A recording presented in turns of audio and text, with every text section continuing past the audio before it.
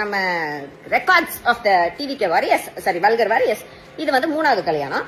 And மூஞ்சி முகரைகளுக்கு கூடயாப்பா வித்தியாசம் தெரியாது.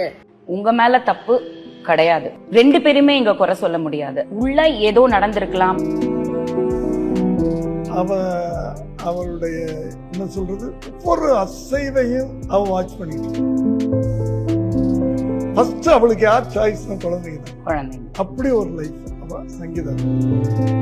என் புருஷன்தான் டிசி எம்.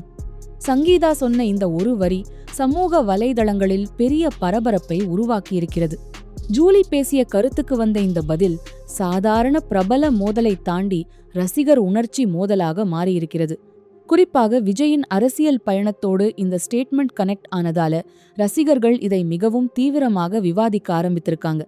முதல் 24 மணி நேரங்களிலேயே ஜூலி சங்கீதா மோதல் தொடர்பான காணொளிகள் லட்சக்கணக்கில் பார்வைகள் பெற ஆரம்பித்தன. குறிப்பாக என் புருஷன்தான் டிசி எம் என்ற ஒரு வரிதான் குறுந்தகடுகள்.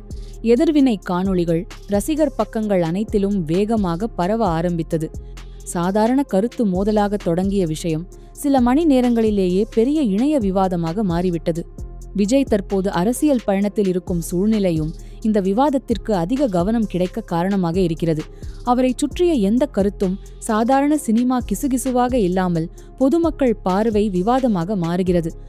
அதனால்தான் ரசிகர்கள் இந்த விஷயத்தை மிகவும் உணர்ச்சி வசப்படியே எடுத்துக்கொள்ள ஆரம்பித்திருக்கிறார்கள்.